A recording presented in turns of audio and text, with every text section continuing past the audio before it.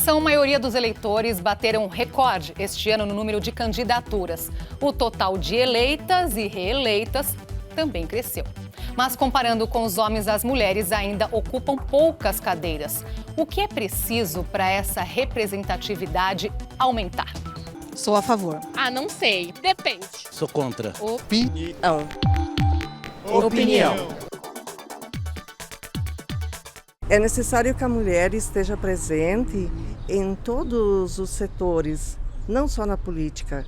Não exatamente é preciso ter, mas acho que a mulher tem capacidade para desenvolver. É lamentável que tenhamos que ter cotas para os partidos e eles não vêm cumprindo essas cotas. É bem melhor ter mais mulheres na política, porque a mulher vai defender mulher e com certeza vai ter mais oportunidade para mulheres, vai ampliar mais cargo. Elas transmitem uma administração de mais confiável, mais sensata e mais pensada. Porque sempre homem está do jeito que está, vamos ver que se com a mulher muda. Mas mulher que queira trabalhar, mulher de nome limpo, mulher de um caráter evoluído, porque já chega de sujeira.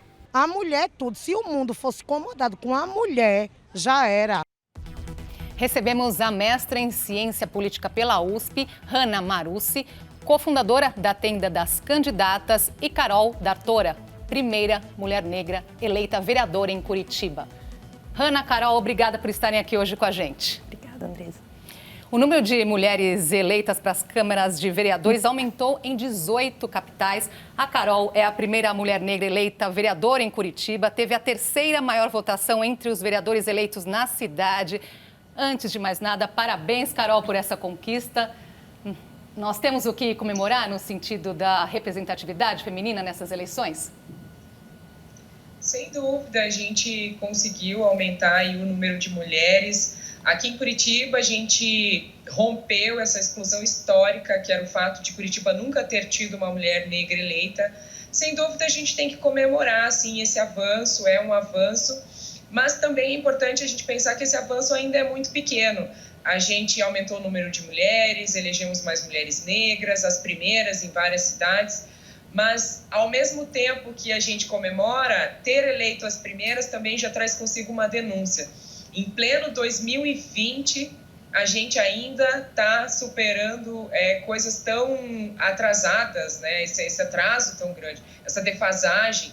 Então, a gente comemora, mas também é muito consciente de que tem que continuar lutando e avançar. Sem dúvida, é isso que a Carol colocou, não é, Hanna? Temos o que comemorar, mas é um processo lento aqui, pensando, se continuarmos aí nesse ritmo, quanto tempo vamos levar para alcançarmos a igualdade entre os gêneros na política? Exatamente, a gente está muito longe, né? Temos que comemorar qualitativamente, a gente teve, concordo totalmente com a Carol, a gente teve qualitativamente uma mudança muito importante, né? Ao ver mulheres ocupando câmaras em câmaras que não tinham mulheres nenhuma, mulheres negras que não tinham nenhuma mulher negra, nenhuma pessoa negra eleita, e também as mulheres trans, né? Em São Paulo tivemos, inclusive, a mais bem votada vereadora, uma mulher trans. Então, isso mostra que o eleitorado realmente está mudando, a consciência está mudando e a gente tem que comemorar, totalmente de acordo.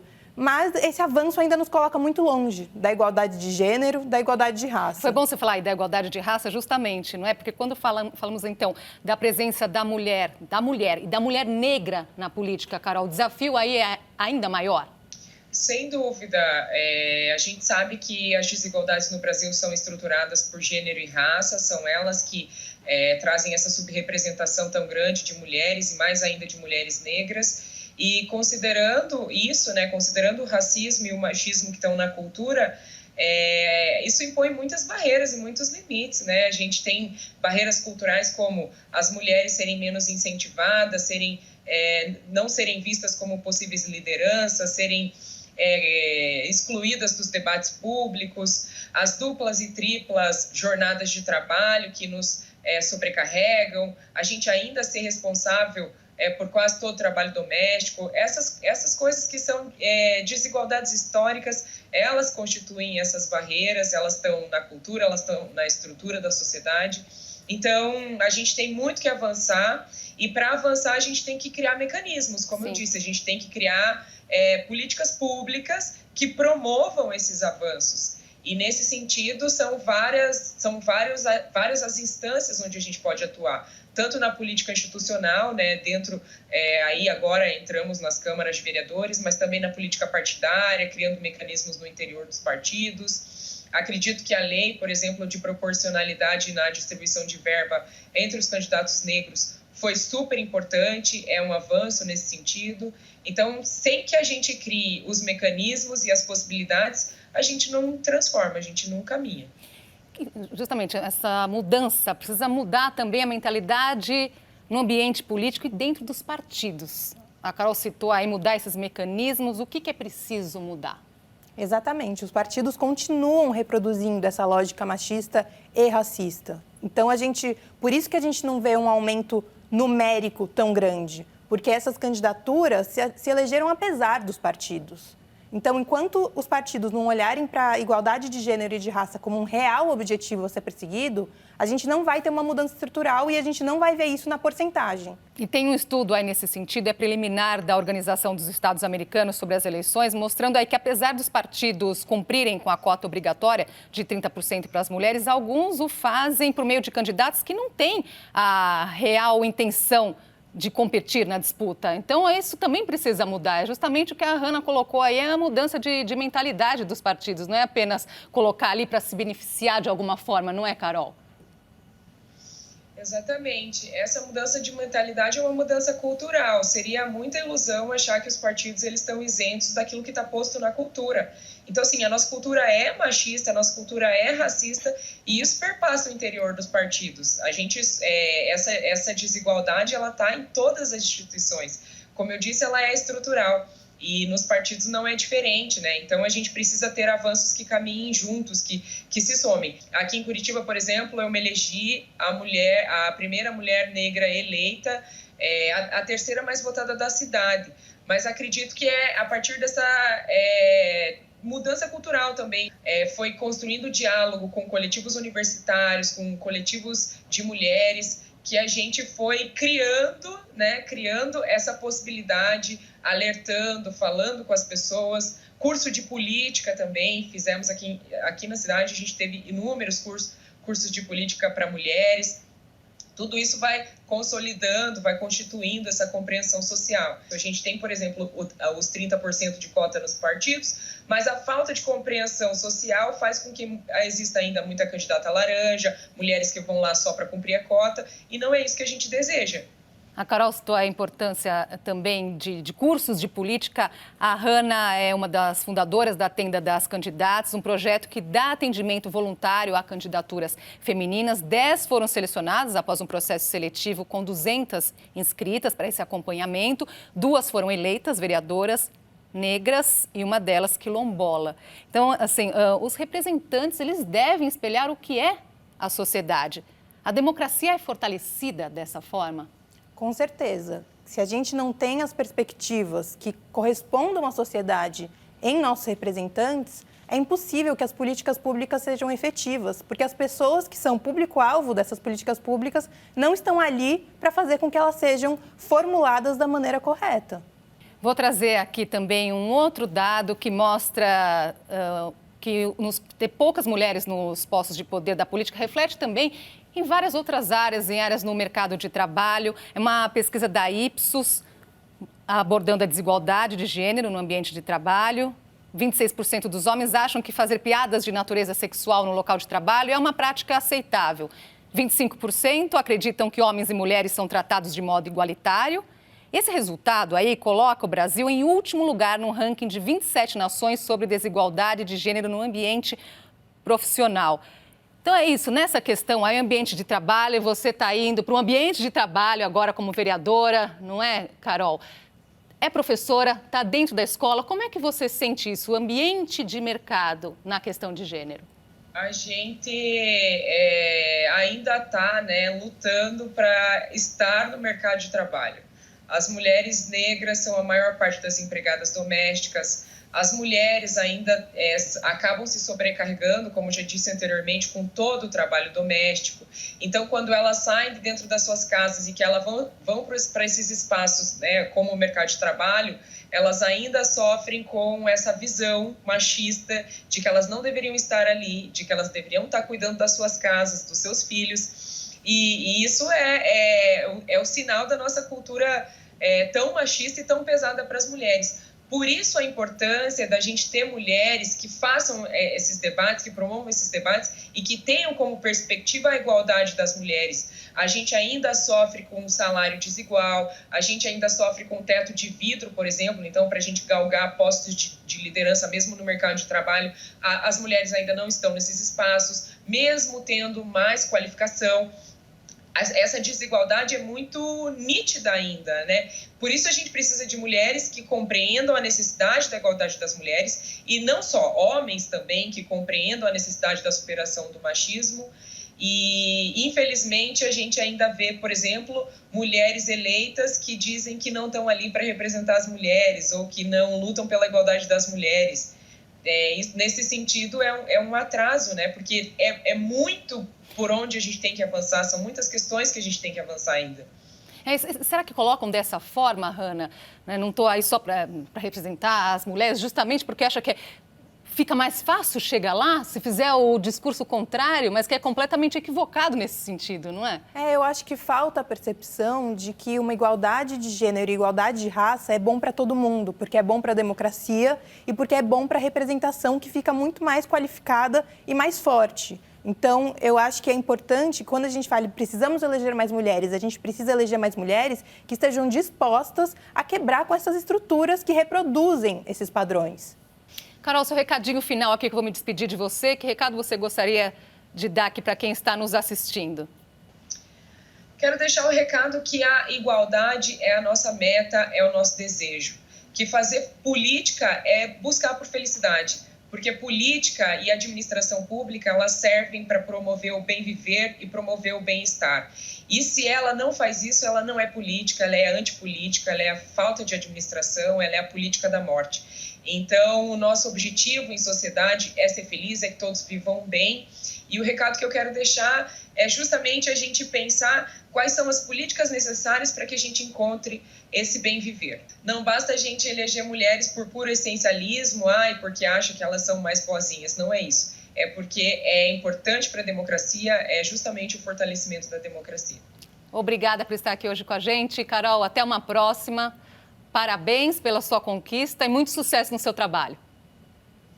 Eu que agradeço, muito obrigada pelo convite, parabéns a vocês também, parabéns a todas as mulheres que estão aí atuando e fazendo a diferença na nossa sociedade. A gente vai fazer uma pausinha aqui na nossa conversa e voltar já.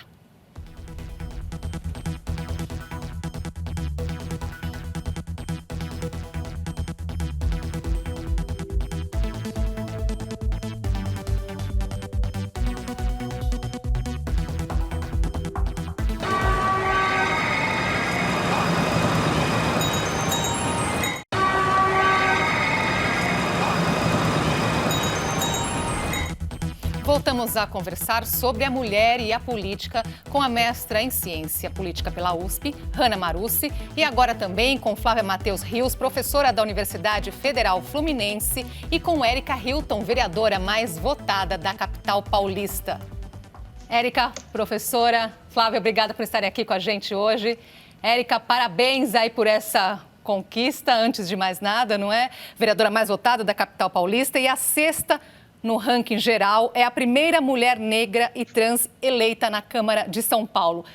A que se deve esse resultado, Érica? Eu acho que esse resultado se dá, Andresa, pelo que foi a representação do bolsonarismo e do ódio contra as minorias em 2018. Nós nos vimos muito intimidadas, nós nos vimos muito amedrontadas diante de todo aquele cenário de violência, de retiradas de direitos, de elencar a nossa comunidade como a inimiga número 1 do país, e nós percebemos a urgência e a necessidade de nos organizarmos de forma estratégica para ocuparmos cada vez mais as casas legislativas e os espaços de tomada de decisão. Que a nossa ausência nesses espaços significaria a perpetuação e a manutenção de uma política de morte e de extermínio contra a nossa comunidade. Então, eu acho que, diante de todo o medo que nós sentimos e da preocupação que foi viver 2020, 2019, 2020, nós percebemos a urgência de nos organizarmos e de levarmos até o parlamento, não só de qualquer maneira, mas levarmos ao parlamento como a mulher mais bem votada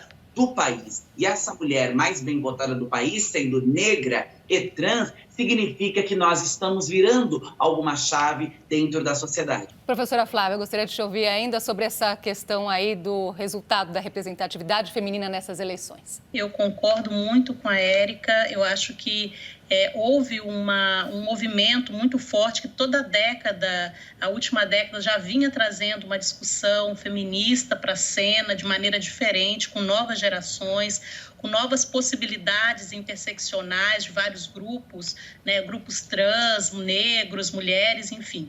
A mudança de 2020, ela é mais fortemente qualitativa do que quantitativa. Então, isso continua sendo um problema. Quando a gente olha no conjunto os dados, a gente observa que poderia ter sido melhor em termos numéricos, mas nós temos que celebrar, sim, o que a Érica chama a atenção muito bem, acerca das candidaturas femininas, especialmente negras e trans, que tiveram votação expressiva, tiveram maior participação nas candidaturas e tiveram, sim, sucesso eleitoral. Mas, numericamente, ainda a representação feminina cresceu na margem de erro, né? Não cresceu nem 2%. Então, isso a gente precisa notar que há muito o que fazer para melhorar a representação feminina no Brasil, uma vez que nós somos o país uma das mais baixas representações femininas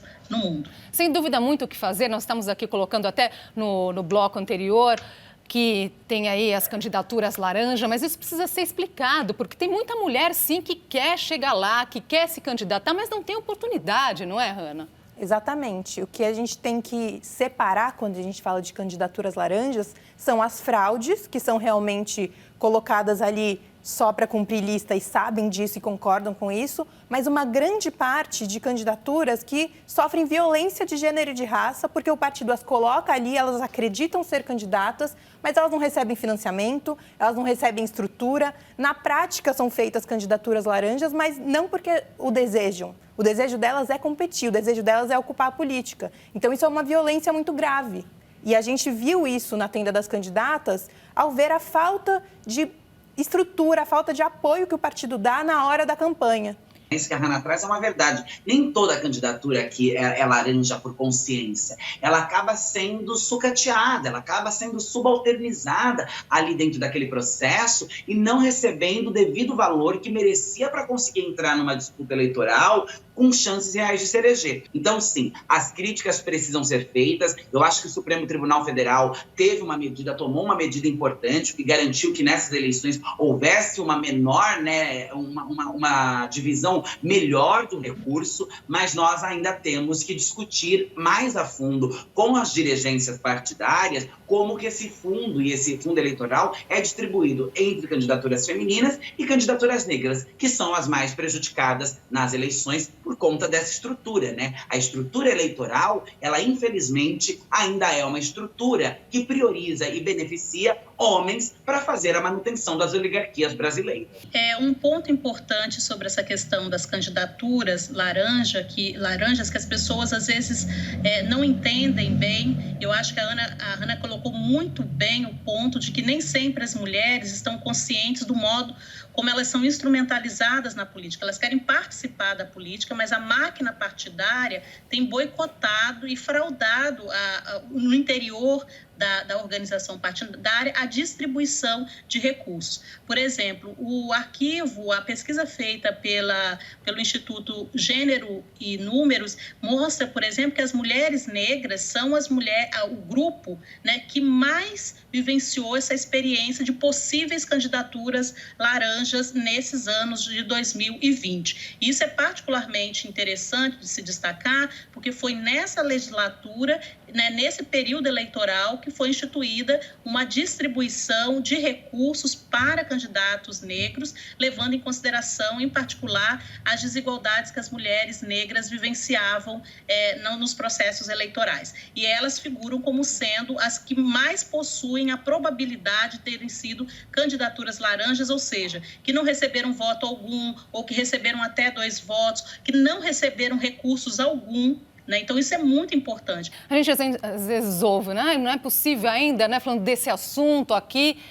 É absurdo mesmo ainda falarmos desse assunto aqui em pleno 2020. Vale lembrar que essa luta aí pela desigualdade começou lá atrás, para a questão, aqui falando de política, o voto foi um direito que custou a ser conquistado. Em 1932, o presidente Getúlio Vargas autorizou o voto feminino com restrições. Então, só podiam votar as viúvas ou solteiras que trabalhassem. E quem fosse casada, vejam só, precisava da autorização do marido. Quer dizer, o papel da mulher naquela época. Qual que era o argumento para esse tratamento naquela época, Hanna, para a gente trazer um pouquinho essa história? Eu acho curioso que alguns dos argumentos até são repetidos hoje, né? Mas um dos principais argumentos era a divisão entre o público e o privado. Então, a ideia de que a mulher entrando na política prejudicaria o privado, que perderia sem sua presença, e o público perderia com sua entrada, porque as características atribuídas ao que era ser uma mulher na sociedade não combinariam com exercer um papel na política. Então, acho que essa divisão entre o público e o privado, essa ideia de que os dois perderiam, era o argumento mais mobilizado durante as discussões parlamentares que colocaram, por fim, depois de muita luta, o voto feminino no Código de 1932. Para desencorajar também essas mulheres? Com certeza, com certeza. Eu acho que alguns mecanismos foram utilizados mesmo com a adoção da regra. Então, quer dizer, as mulheres podiam votar, mas o voto não era obrigatório em 34. O que isso significava na prática? Se a gente tinha um Código Civil que colocava a mulher totalmente subordinada a seu pai ou marido, se o voto não era obrigatório, quem decidia na prática se ela iria votar ou não era o seu pai ou o seu marido. Aí andamos aí nessa linha do tempo, tarará, chegamos aqui hoje. O Brasil é o país que mais mata transexuais e travestis no mundo. Mata negros, o número de negros assassinados aumentou em 10 anos e o de não negros diminuiu. Os registros de feminicídios também aumentaram. Mulheres mortas, por quê? São mulheres. Então, quer dizer, esses fatos aqui por si só mostram, não é, Érica, por que ainda é tão importante falarmos aí na luta de igualdade entre gênero e raça? Sim, esses dados, eles são avassaladores e eles demonstram o quanto não estamos em 32, não estamos em 1800, mas essa herança patriarcal, essa herança escravagista, essa herança transfóbica, LGBTfóbica, ainda atua em nossa sociedade de uma forma muito gritante, né? Nós vemos o quanto o genocídio, nós vimos na sexta-feira passada um rapaz sendo executado dentro de um supermercado, né? Nós vemos o quanto as mulheres são executadas, nós vemos a Associação Nacional de Transsexuais e Travestis aponta que 90% das mulheres trans e travestis vivem hoje da prostituição de forma compulsória, porque não encontram outra oportunidade de sobrevivência. Foi o que aconteceu com você também, não é, Érica? Você viveu isso também. Sim, isso aconteceu comigo também, expulsa muito cedo de casa, né? As famílias não têm familiaridade com o debate de gênero e de sexualidade e acabam entendendo a orientação sexual ou a identidade de gênero como alguma coisa promíscua ou até mesmo pecaminosa, quando essas famílias estão ligadas a algum tipo de religiosidade e acabam gerando uma série de violências que são sistêmicas. Então, garantir que o nosso corpo, a nossa voz e a nossa luta esteja representada dentro da política institucional e em todos os outros espaços da esfera social é também um demarcador de que estamos denunciando esses números e de que estamos construindo um novo marco civilizatório para que essa estatística deixe de ser uma estatística frequente. Nós não podemos jamais nos conformar e aceitar esses números. Por isso, colocar mais mulheres, garantir mais negros e negras e a comunidade LGBT em todos os espaços, e aqui eu não estou falando apenas da política, é mudar essa realidade tão cruel e tão triste para o nosso país. O nosso país tem condições e deveria se engajar na ruptura desses dados contra mulheres, contra negros, contra LGBTs, mas o que nós vemos, inclusive, com a figura do presidente da República, é cada vez mais um país que se orgulha desses números tão tristes e revoltantes ao mesmo tempo. Nossa conversa aqui iria longe, infelizmente o nosso tempo está acabando, então eu gostaria de cada uma de vocês aí um recadinho final para amarrar. Professora Flávia.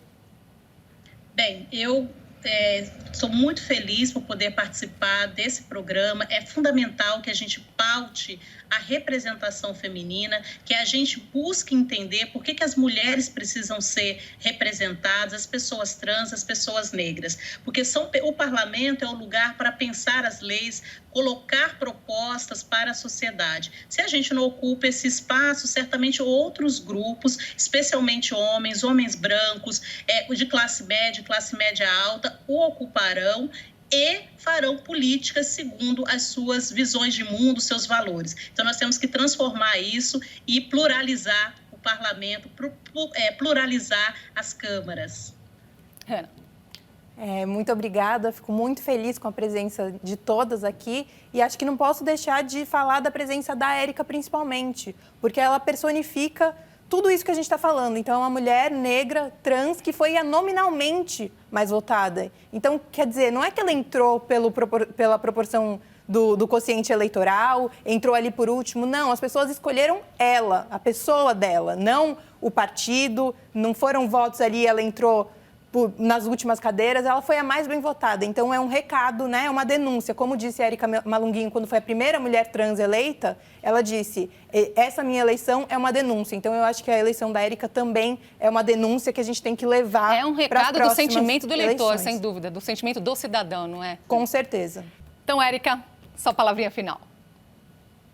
Bom, eu quero agradecer, fazer coro ao que disse a Hannah, do quanto é isto que estamos vivendo agora, é uma denúncia, porque ser a primeira significa que as nossas que vieram antes abrindo caminho foram mortas, impossibilitadas de ocupar esse espaço, de chegar até esse lugar, e de que nós seguiremos abrindo uma fenda na institucionalidade para que o nosso corpo não seja mais uma novidade. Nós queremos que cada vez mais seja normal e comum mulheres negras, jovens, periféricas e LGBT pensando e formulando a política. Eu ter sido a mulher mais bem votada do país, um país que é racista, um país que é transfóbico, significa, expressa o sentimento do eleitor e expressa também o quanto nós, negros e negras, periféricos e LGBTs, estamos conseguindo nos organizar numa entoada contra esse sistema de opressão. Então eu espero que a minha chegada até o parlamento da maior cidade da América Latina, como a mulher mais bem votada desse país, signifique uma ruptura dessa estrutura de dominação. Eu sei que ela não vai acabar só com a minha chegada, mas eu espero que aos poucos a gente possa ir ruindo